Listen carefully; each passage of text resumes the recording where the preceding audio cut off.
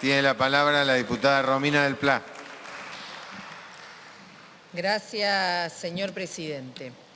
En primer lugar, quiero hacer desde aquí un homenaje muy importante al esfuerzo fenomenal, extraordinario, que están llevando adelante mis compañeras y compañeros docentes de todo el país, a les estudiantes que están manteniendo esa conexión como se puede con sus docentes y a las familias que están haciendo un esfuerzo sideral en el marco de esta pandemia para tratar de acompañar a sus hijos, hijas, hijes en esta situación extraordinaria. Este reconocimiento justamente demuestra que lo que ya se está haciendo no necesita ninguna modificación de la Ley de Educación. Y lo que se está haciendo acá no es atender a una necesidad, sino se está distrayendo sobre los verdaderos problemas que hay. No se necesita modificar el artículo 109 para que el Consejo Federal de Educación saque las resoluciones que ha sacado o los ministerios de las distintas jurisdicciones saque las resoluciones que han sacado sobre la continuidad pedagógica y el acompañamiento pedagógico que se está dando en el marco de la pandemia. No hay ninguna necesidad. De lo que sí hay necesidad es de lo que no se está discutiendo acá. Cómo se nombran los más de 100.000 docentes suplentes y reemplazantes que en las distintas provincias están sin nombrar. Y eso significa docentes sin trabajo y sin ingresos y alumnos sin docentes. Y el correlato, otros docentes que sí están nombrados que se tienen que hacer cargo de los cursos y las materias de los docentes que no están nombrados. También acá se tendría que estar discutiendo cómo se garantiza que lleguen a muchos estudiantes y a muchos docentes los dispositivos para poder tener algún tipo de comunicación virtual. También se tendría que estar discutiendo cómo se garantiza la conectividad gratuita para alumnos y docentes durante este periodo que vamos 2 meses de clases suspendidas y todavía no se ha resuelto. Y los docentes ponen de su bolsillo, al igual que las familias, para garantizar la conexión con los alumnos. Yo no quiero leer más artículos en los diarios locales que dicen tal docente gastó 4.000 pesos por mes para mantener la conexión por WhatsApp con sus alumnos. Es un escándalo. Y acá nos quieren convencer de que entonces hay que discutir que hay que modificar el artículo 109 para reconocer este periodo. No, la realidad ya reconoció las medidas que hay que tomar en este periodo, no hace falta modificar ninguna ley. Pero lo que se está haciendo con la modificación de esta ley es abrir una puerta tenebrosa. Llamo la atención. Porque la puerta tenebrosa, ¿cuál es? Que se empieza a habilitar lo que se dice que no se habilita, que es la educación a distancia, mal llamada educación a distancia, porque esto no es educación a distancia, es meramente un acompañamiento pedagógico, pero de eso se lo quiere disfrazar, en casos de fuerza mayor. ¡Epa! No va a faltar el gobierno que aduzca que fuerza mayor, por ejemplo, es un largo paro docente en alguna provincia. No va a faltar, porque ya hemos visto los numerosos ejemplos. Y entonces de pronto, por ejemplo, Arcioni, gobernador de Chubut, hace 2 meses que no le paga a los docentes. Tuvimos todo el año pasado meses de medidas de fuerza obligadas por esta política del gobierno de Chubut. Ah, no va a faltar el que diga pongo rompehuelgas a dar educación virtual. Y total, pueden contar con el acompañamiento del gobierno de turno. Vemos que no hay distinciones entre unos y otros a la hora de protegerse. Todos tienen la misma posición. Entonces, acá se abre una puerta tenebrosa, por eso no podemos acompañar esto y por eso en nuestro dictamen hemos puesto todos los elementos que tienen que estar garantizados a la hora de resolver el necesario acompañamiento pedagógico en esta etapa.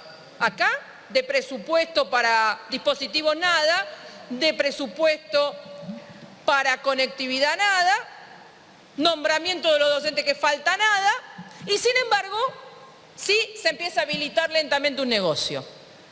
¿Cuál es el negocio? Hay un enorme lobby internacional, que es nada más ni nada menos que esta coalición mundial de la educación COVID-19, con la UNESCO y los principales monopolios de las telecomunicaciones internacionales, donde no faltan los sindicatos docentes de algunos sectores avalando este enorme negociado. Entonces, efectivamente, acá se está abriendo una puerta que es muy peligrosa. Llamo la atención a la docencia de todo el país, a que debemos defender los derechos laborales de la docencia, a que tenemos que tener el derecho a la desconexión y terminar con esto 24/7, que es en lo... y que tenemos que reclamar al gobierno nacional y a los gobiernos provinciales que se garantice el nombramiento inmediato de los docentes que faltan, que se garanticen los dispositivos, que se garantice la alimentación para nuestros alumnos y que se garantice la conectividad gratuita. Y si no, que haya un resarcimiento a los docentes y a las familias para garantizar esta conectividad. Yo cierro acá, porque vamos a continuar el dictamen de minoría con la palabra de mi compañero Nicolás del Caño. Pero llamo y refuerzo la necesidad de la organización de la docencia y de los estudiantes y de sus familias en todo el país para defender la educación pública, laica y gratuita, que está siendo víctima de un enorme ajuste ahora disimulado detrás de la pandemia del COVID-19. Muchas gracias. Tiene la palabra, diputado del Caño. Gracias, presidente. Bueno, creo que mi compañera ha sido muy clara en nuestros planteos, en este dictamen presentado en la Comisión de Educación, dictamen de minoría. Y quiero reforzar algunas cosas. Me parece que, lo primero que hay que decir es ese esfuerzo tan grande que están haciendo las y los docentes, las familias, les niñes, adolescentes. Realmente que quiero decir que es un esfuerzo que muchos, bueno, por supuesto acá de muchas cosas que pasan en la realidad de la clase trabajadora no se hablan, ¿no?